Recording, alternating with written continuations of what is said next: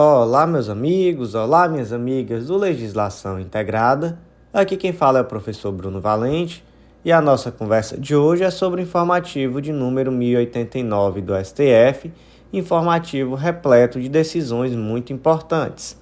Antes de começar aquele convite, não deixe de nos seguir no Spotify, Deezer, Apple Podcasts, Google Podcasts e no YouTube, nem de ativar o sininho para ficar sabendo das notificações.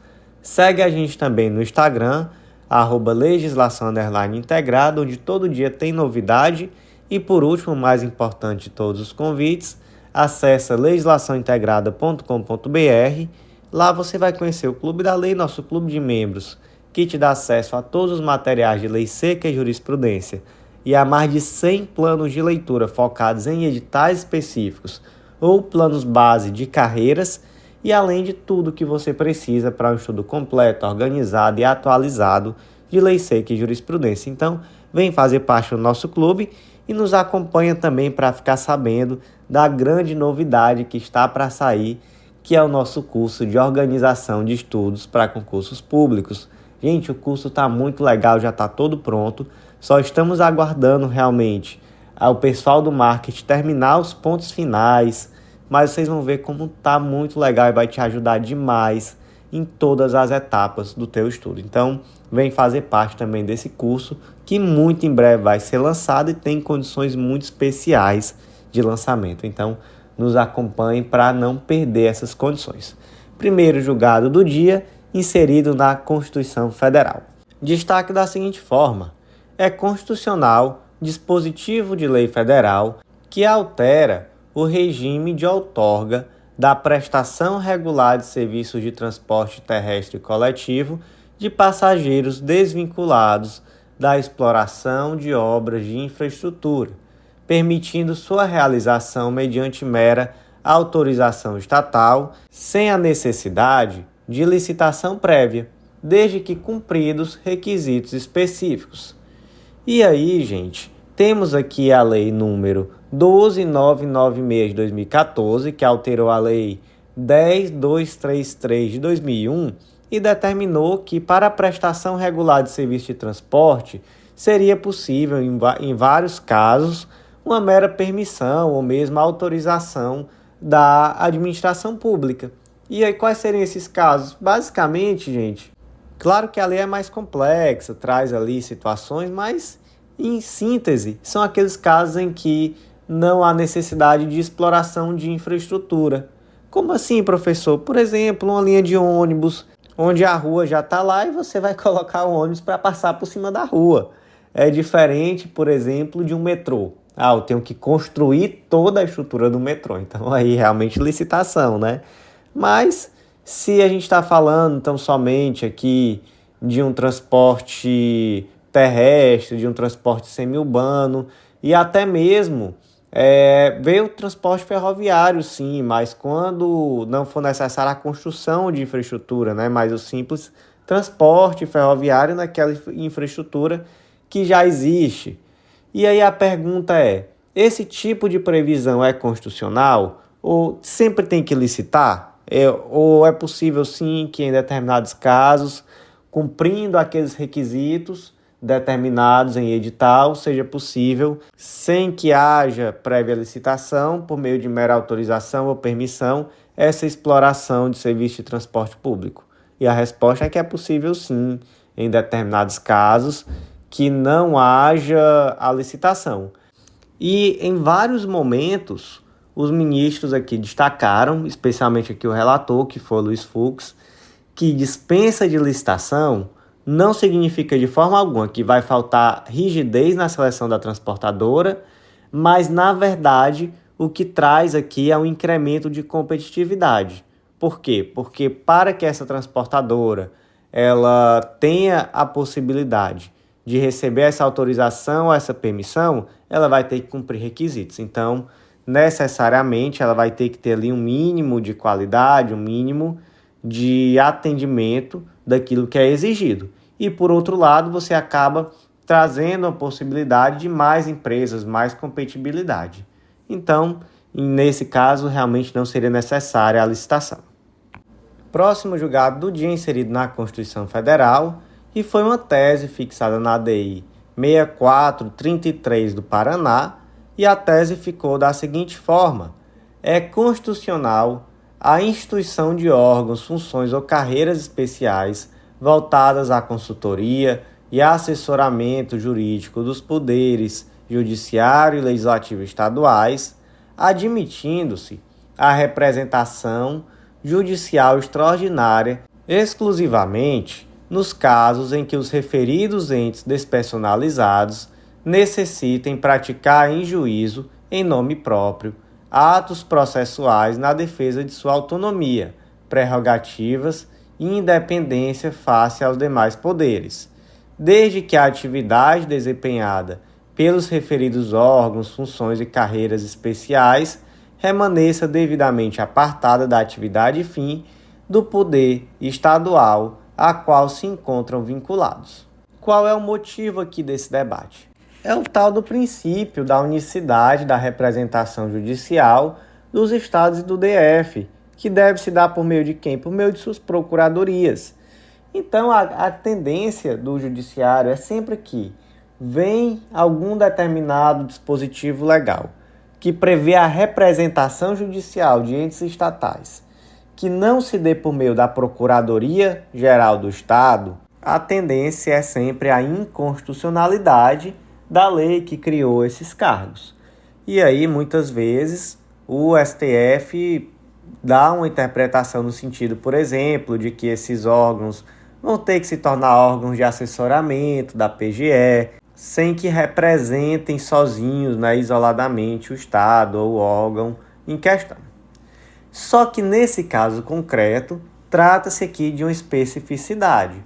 Porque, veja bem, gente, existe o tal do princípio da unicidade de representação, mas é necessário lembrar que os poderes, enquanto poderes independentes, aí você pode falar, por exemplo, do judiciário, e aqui nesse caso, para ser mais exato, tratava do poder judiciário e também do poder legislativo estadual. Como poderes independentes, eles têm demandas, obviamente, muitas vezes demandas que contrariam o interesse do poder executivo, obviamente. Então, nessa situação, é necessário que esses órgãos tenham, ao menos, a possibilidade de ter uma representatividade com o objetivo de tutelar sua própria autonomia. Então, veja só, é possível existir, professor, uma procuradoria do Poder Judiciário Estadual, uma procuradoria do Poder Legislativo? É possível. E essa procuradoria ela vai, de forma ampla, atuar em defesa desses poderes? Não, não é de forma ampla. Ela vai atuar no sentido de preservar a autonomia desses poderes. Obviamente, gente, a relação entre os poderes ela é uma relação muito fluida. Ela tem atritos, ela tem situações e os poderes eles precisam ter minimamente uma tutela, um órgão que os tutelem na defesa de sua própria autonomia. Então vamos lá. Esses dispositivos da Constituição do Estado do Paraná foram julgados constitucionais? Não, teve na verdade uma inconstitucionalidade parcial, sem redução de texto. Para quê? Para dizer, olha, procurador da Assembleia Legislativa pode continuar existindo, mas a sua defesa aqui vai ser simplesmente nos casos em que trate de autonomia, prerrogativa e independência frente aos demais poderes. E em relação à Procuradoria Judiciária, como é que ficou? Aí aqui também teve a inconstitucionalidade parcial sem redução de texto do dispositivo da Constituição do Estado do Paraná, mas aqui abarcou duas situações diferentes. Primeira situação, consultores jurídicos, esse era o termo utilizado pela lei do Poder Judiciário do Paraná, que são encarregados de função de defesa institucional. Eles devem desempenhar essa representação extraordinária que está prevista na Constituição Estadual, mediante a manutenção da sua inscrição na OAB, então eles devem estar inscritos na OAB, eles devem ter dedicação exclusiva e integral e é vedado o exercício de outra atividade que tenha relação direta ou indireta com o assessoramento da atividade jurisdicional do Poder Judiciário. Então, o objetivo deles vai ser basicamente a defesa das prerrogativas, a defesa da autonomia, melhor dizendo, do Poder Judiciário do Paraná, e eles se mantêm inscritos na OAB. E os demais consultores? Esses demais consultores, eles exercem funções relacionadas ao assessoramento da atividade jurisdicional, e aí eles devem permanecer apartados dessa representação judicial. Então, aqui a situação é outra, né, gente? Esses aqui, qual é a função deles? É exercer esse assessoramento da atividade jurisdicional. Eles não podem manter a atividade de representação judicial extraordinária do Poder Judiciário Estadual e a inscrição no OAB deles deve permanecer inativa, porque é vedada a esses a referida atividade. Então, aqui não é em relação à Procuradoria Judiciária, que na verdade o nome aqui foi consultores jurídicos do Poder Judiciário, duas situações diferentes. Aqueles que vão atuar de fato perante o Judiciário na defesa institucional, esses daí mantêm a OAB ativa, e os demais que vão atuar no mero assessoramento da atividade jurisdicional da Corte, esses daí devem manter a OAB inativa e eles não podem atuar como representantes judiciais do poder. Próximo julgado do dia, inserido na Lei 9868 de 99, Lei da ADI e ADC, e aqui temos dois destaques. Primeiro, não configura inconstitucionalidade por omissão, por alegada ofensa aos princípios do contraditório, da ampla defesa, quanto à participação da sociedade civil no processamento de ações declaratórias de constitucionalidade, o veto presidencial aos textos constantes do artigo 19, parágrafo 1º e 2º, e do artigo 18 do projeto de lei convertido na Lei 9868 de 99. Segundo destaque, é constitucional a norma contida no artigo 27 da Lei 9868 de 99, que permite a modulação de efeitos pelo STF da decisão que declara a inconstitucionalidade de lei ou de ato normativo. Então vamos lá, vamos por partes. Lá na Lei da ADI foram vetados os seguintes dispositivos. Vamos lá. Artigo 17.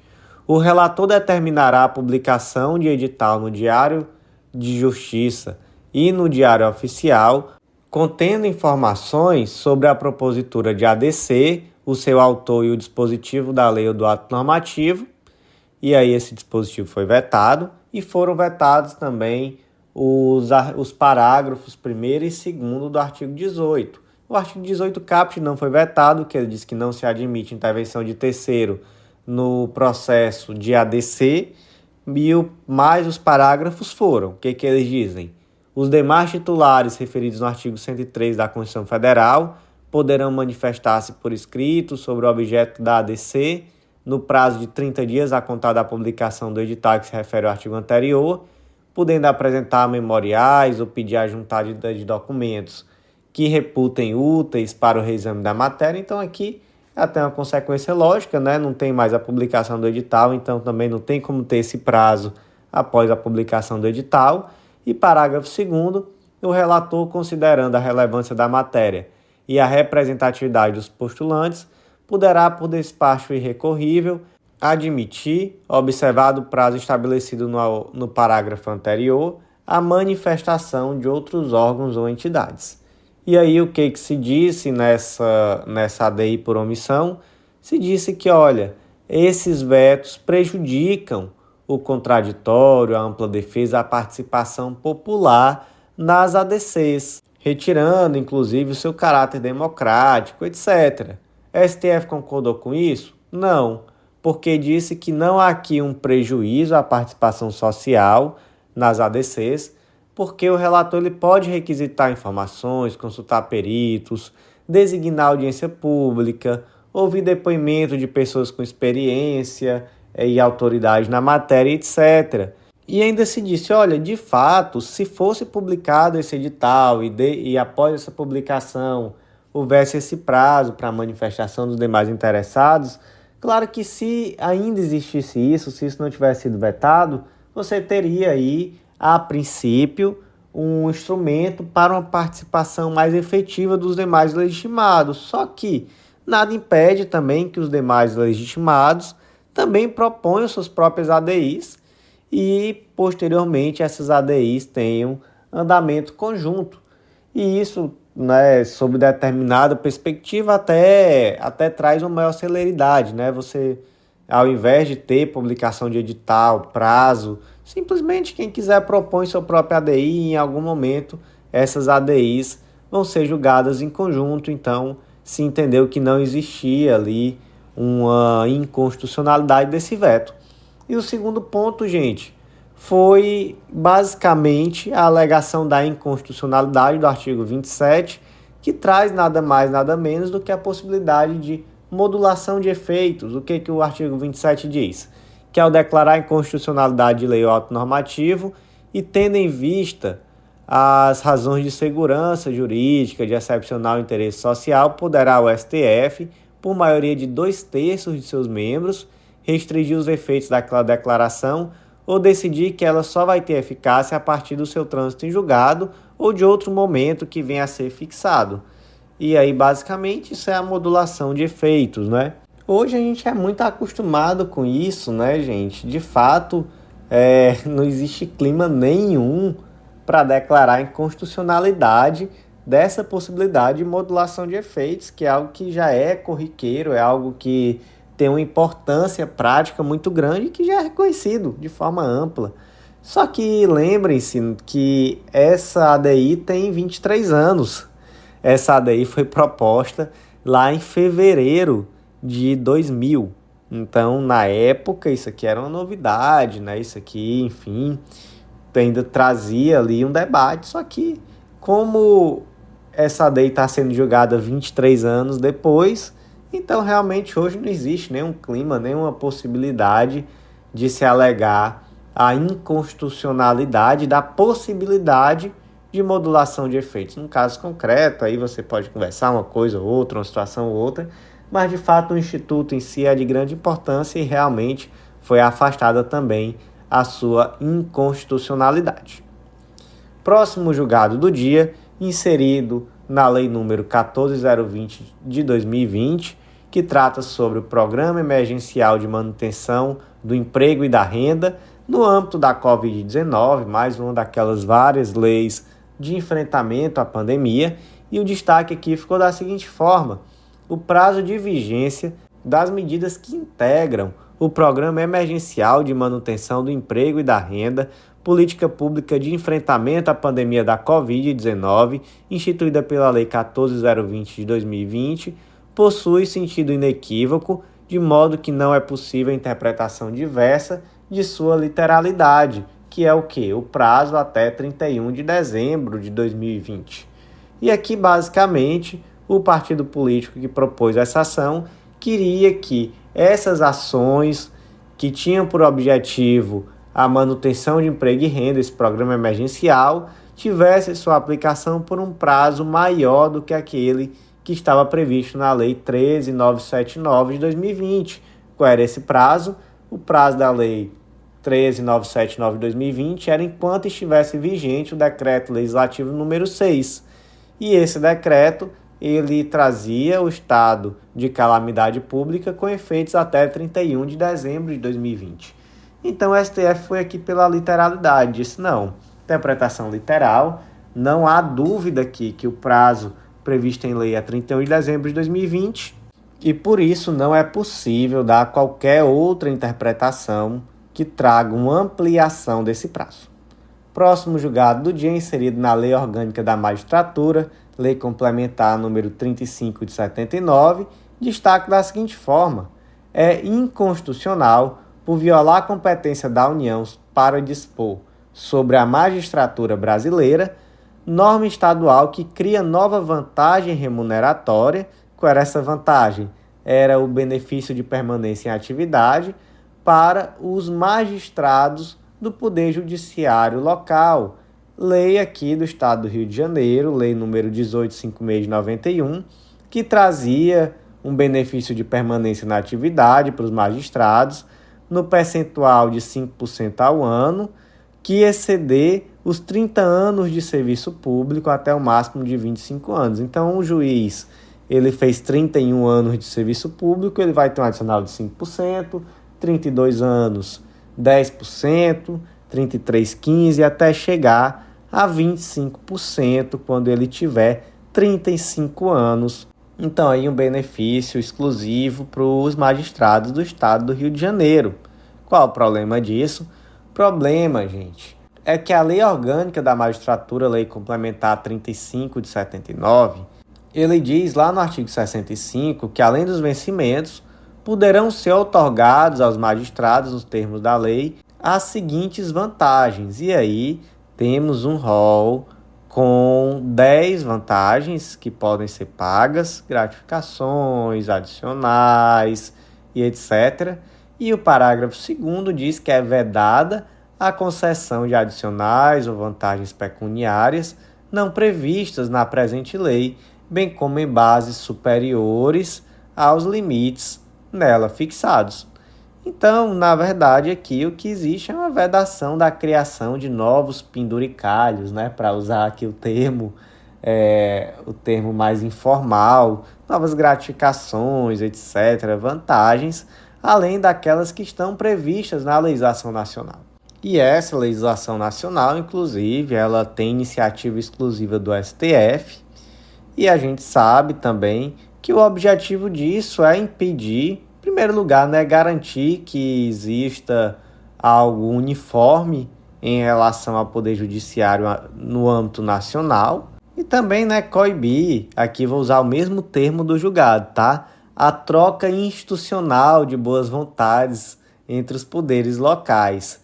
Por quê? Porque essa circunstância ela é incompatível com a independência constitucional do Poder Judiciário. Então, tem-se aqui uma medida pragmática, né? E que evita a concessão ilimitada de privilégios aos poderes judiciários locais. Próximo julgado do dia inserido na Lei 9504 de 97, Lei Geral das Eleições, e o destaque aqui ficou da seguinte forma: é constitucional o entendimento jurisprudencial do TSE, segundo o qual é 1. Cabível a utilização da ação de investigação judicial eleitoral, a tal da AIGE, para apuração de fraude à cota de gênero, e 2. A imperiosa a cassação do registro ou do diploma de todos os candidatos beneficiados por essa fraude. Onde é que está a tal da cota de gênero? Está no artigo 10, parágrafo 3º da Lei Geral das Eleições, Lei número 9504 de 97, e ela diz que, do número de vagas resultantes da regra prevista nesse artigo, cada partido ou coligação preencherá um mínimo de 30% e um máximo de 70% para candidaturas de cada sexo. Ou seja, no mínimo, cada sexo tem que ter 30% de participação nas candidaturas. Isso não significa que, no mínimo, 30% de mulheres serão eleitas. Significa que, no mínimo, 30% de mulheres serão candidatas. Gente, qual é o efeito prático de um partido fraudar a cota de gênero, como nós tivemos aí, né, partidos nas últimas eleições, nas anteriores, que trouxeram candidatas fantasmas, melhor dizendo, candidatas que, na verdade, não eram candidatas a nada, que talvez não tiveram nem o voto delas mesmas, que não tiveram nenhum tipo de investimento na candidatura e que estavam ali com o simples objetivo de cumprir uma regra matemática. Qual é o efeito prático de se descobrir esse tipo de fraude? Gente, é simplesmente a impugnação da candidatura de todos os beneficiados pela fraude. Então, todos os candidatos beneficiados pela fraude. Isso pode prejudicar todo o partido. Em resumo, é isso. E aí vem o ponto. Uma ação de investigação judicial eleitoral, uma AIGE, ela é um instrumento cabível para verificar a existência de fraude à cota de gênero? A resposta é sim. O que é a AIGE? Vamos lá. Ela tem raiz constitucional, ela decorre do artigo 14 da Constituição Federal, ela é disciplinada pelo artigo 22 caput da Lei Complementar 64 de 90, ela não é uma simples investigação, ela é uma ação de natureza civil, tipicamente eleitoral. Ela deve obedecer aos princípios norteadores do contraditório e ampla defesa. Então, isso é um ponto interessante, né? Apesar do termo ser investigação, é uma ação, e como ação deve ter contraditório e ampla defesa de forma ampla. E o objetivo aqui, basicamente, é promover e assegurar as condições de igualdade entre candidatos durante a disputa eleitoral e proteger a probidade administrativa, a moralidade, o exercício do mandato e etc. O cabimento. O cabimento está no artigo 22 caput da Lei Complementar 64 e ele busca impedir, né, é cabível para impedir e assegurar atos que configurem utilização indevida, desvio de poder econômico, o desvio ou abuso de poder econômico, melhor dizendo, abuso de poder político, abuso de autoridade, utilização indevida de meio de comunicação social e utilização indevida de veículos de transporte. De quem é a legitimidade? A legitimidade ativa é dos partidos, coligações, candidatos e do MP. E a legitimidade passiva, então, quem é que pode ser réu nesse tipo de ação? É o pré-candidato e candidato beneficiado pela conduta ilícita, qualquer pessoa que tenha contribuído para a prática do ato ilícito, inclusive a autoridade pública, e o candidato ao cargo de vice na chapa majoritária. E aí a grande pergunta: é possível esse tipo de ação para investigar a existência de fraude à cota de gênero? Perfeitamente possível, nenhuma dúvida em relação a isso. Então, o destaque ficou no sentido de informar que é possível sim esse tipo de ação e também a consequência, né? Verificou cota de gênero? Todo mundo que foi beneficiado vai ser prejudicado. Então, vai-se, inclusive, se for o caso, afastar a eleição, né, através da cassação do registro e do diploma dos candidatos beneficiados pela fraude. Próximo julgado do dia, inserido no regimento interno do STF, destaque da seguinte forma: é cabível o ajuizamento de ação rescisória em face de acórdão promovido pelo STF em processo de extradição, pois este possui cunho predominantemente administrativo, não havendo que se falar na hipótese de julgamento de natureza penal. 2. Segundo destaque do mesmo julgado, verificada a ocorrência de empate em julgamento de processo de extradição, é necessário o adiamento para que a decisão seja tomada somente depois do voto de desempate, visto que a aplicação da solução mais favorável ao réu se restringe aos casos expressamente previstos na legislação. Aqui, gente, o cerne é basicamente o seguinte: qual é a natureza jurídica do processo de extradição? É uma natureza jurídica penal, civil, enfim. É penal? Não, não é penal, né, gente? Não é. Aqui se trata de um processo de cunho predominantemente administrativo mesmo. Não há que se falar aqui em julgamento de natureza penal, simplesmente vai se verificar se existe ou não, se existem ou não, melhor dizendo, os requisitos para a extradição. Então, qual vai ser o ordenamento jurídico processual aqui aplicável? Vai ser o Código de Processo Civil? Vai ser o Código de Processo Penal? Código de Processo Civil. Então, basicamente, seguindo aqui o Código de Processo Civil, cabe inclusive ação rescisória em face do acórdão proferido pelo STF em processo de extradição. O ponto é esse, basicamente, tá, gente? Segundo ponto, ocorreu empate no julgamento do processo de extradição. Aí a defesa naturalmente vai dizer: opa, empate, prevalece o quê?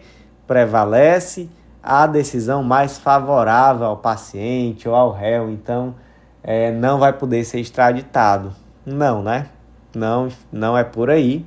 Realmente o STF entendeu que houve empate, vai ter que chamar outro ministro para participar do julgamento. Esse outro ministro da outra turma vai ter que vir integrar esse julgamento e desempatar. Não existe isso de decisão mais favorável. Decisão mais favorável, ela é limitada àquelas situações que estão expressas na lei. Então, por exemplo, no habeas corpus e em recursos de matéria criminal, conforme o artigo 150, parágrafo 3º do regimento interno do STF. Próximo julgado do dia, inserido no Código de Processo Penal, destaque da seguinte forma: é incompatível com a Constituição Federal de 88, por ofensa ao princípio da isonomia, a previsão contida no inciso 7º do artigo 295 do Código de Processo Penal, que concede o direito à prisão especial até decisão penal definitiva a pessoas com diploma de ensino superior. Onde é que isso está previsto? 295, inciso 7º, serão recolhidos a quartéis ou a prisão especial à disposição da autoridade competente quando sujeitos à prisão antes de condenação definitiva, os diplomados por qualquer das faculdades superiores da República. E olha, eu sou crítico em relação a essa decisão, sinceramente, não que ela tenha sido errada, não. Faz sentido mesmo, né? Não faz sentido, talvez, hoje manter esse tipo de prisão especial. O argumento aqui foi no sentido de que essa norma ela não protege uma categoria de pessoas fragilizadas e merecedoras de tutela, mas, na verdade, ela materializa uma desigualdade social de viés seletivo, ela afronta o princípio da igualdade, etc., então afasta aquela possibilidade de prisão especial só e simplesmente por um indivíduo possuir um diploma de ensino superior. Até aí ok, faz todo sentido mesmo. Mas vamos lá, né? Vamos para a realidade. Isso aqui foi julgado inconstitucional, gente, porque hoje no Brasil ter diploma de ensino superior já não está mais vinculado a ser parte da elite. É algo muito mais popularizado. Então, enquanto ser diplomado era algo de elite, tudo isso aqui permaneceu valendo. E, gente, se você olhar lá o artigo de número 295, permanecem ainda diversas previsões em que os indivíduos permanecem tendo naturalmente direito à prisão especial. E muitas se justificam. Então, por exemplo, magistrados, delegado de polícia civil, guarda civil, poxa, total. Mas vamos aqui, por exemplo, tentar sustentar os cidadãos inscritos no livro de mérito.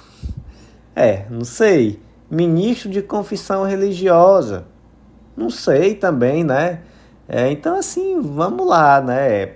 Por que isso aqui foi declarado inconstitucional? Vamos aqui para o Brasil real. Porque hoje faculdade não é coisa de elite. Então, se não é mais coisa de elite, vai para a prisão comum mesmo, que é onde você deve estar. A lógica perversa por trás dessa decisão, que é correta, mas a lógica por trás é essa. Venhamos e convenhamos. Próximo julgado do dia, inserido na Lei 9873 de 99, que trata sobre a prescrição para o exercício da ação punitiva, destaque da seguinte forma: com exceção do ressarcimento de valores pleiteados pela via judicial decorrentes da ilegalidade de despesa ou da irregularidade de contas, as sanções administrativas aplicadas pelo Tribunal de Contas da União são prescritíveis, aplicando-se os prazos da Lei 9873 de 99. Qual é esse prazo? É o prazo lá do artigo 1º, que é de 5 anos.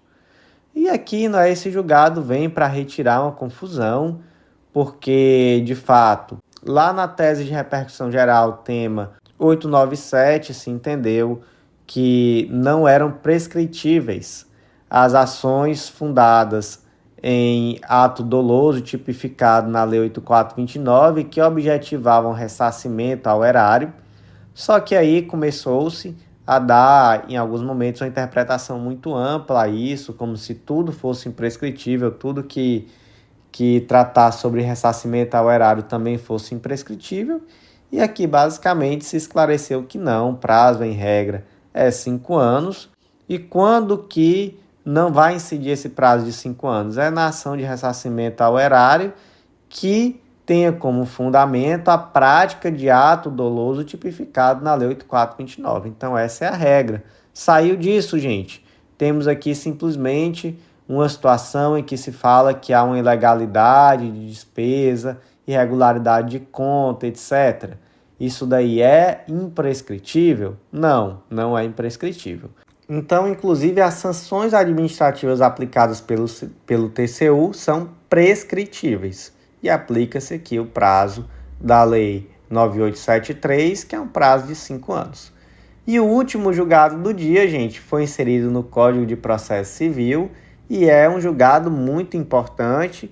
Destaque da seguinte forma: no caso de vítima atingida por projétil de arma de fogo durante uma operação policial, é dever do Estado, em decorrência da sua responsabilidade civil objetiva, provar a exclusão do nexo causal entre o ato e o dano, pois ele é presumido. E aqui, basicamente, o caso concreto foi o seguinte: a vítima estava dentro de casa, deitada na cama com a sua mãe, e ocorria ali uma incursão de agentes estatais armados com disparo de arma de fogo. E aí, um desses projéteis fatalmente o atingiu enquanto ele estava deitado na sua cama em casa, sem fazer absolutamente nada que colocasse sua vida em risco. Estava simplesmente em casa deitado. O fato dele estar em risco é simplesmente por morar em uma residência situada em uma área de favela, em uma área onde aquele tipo de operação policial acontecia. E aí vem a questão: existe responsabilidade do Estado? Sim. Tem alguma dúvida em relação a isso? Não. O Estado é responsável civilmente, objetivamente por isso. Não há o que se falar que, mas não tem como dizer se esse projétil emanou de uma arma dos policiais ou dos bandidos, né, que estavam ali em confronto com a polícia. Não interessa. Não interessa. Gente, isso aqui é direito civil, processual civil, tá? Que a gente está falando de responsabilidade civil, de indenização. Artigo 373. O ônus da prova incumbe ao réu quanto à existência de fato impeditivo, modificativo ou extintivo do direito do autor. Aqui nós temos uma situação de responsabilidade objetiva do Estado. E aí, como é que o Estado tem que se defender para poder não ser responsabilizado? Ele tem que demonstrar um fato impeditivo, modificativo ou extintivo do direito do autor. Então ele tem que mostrar, por exemplo, que houve uma culpa exclusiva da vítima, um fato de terceiro, que houve uma circunstância que interrompe o nexo causal. Simplesmente dizer, olha, a perícia é inconclusiva, não sei se esse projétil saiu de uma arma de um policial ou de um traficante que estava ali em um contexto de troca de tiros. Não sei, isso daí não quer dizer nada. Responsabilidade civil permanece sendo do Estado normalmente. E, gente, por hoje foi isso. Agradeço a você que ouviu até o final e faço aquele convite. Acesse legislaçãointegrada.com.br e vem fazer parte do nosso clube de membros, do Clube da Lei. Tenho certeza que vamos te ajudar muito nessa etapa do teu estudo, com o material completo, atualizado, organizado. E, gente, acompanha nossas redes sociais que vocês vão conhecer o melhor curso de organização de estudos à disposição no mercado hoje, que vai ser lançado muito em breve. Já está pronto, todo gravado, a plataforma já existe, só estou aguardando mesmo a finalização pela equipe para a gente poder lançar esse curso que eu já estou muito ansioso. Então vamos lá, eu aguardo vocês.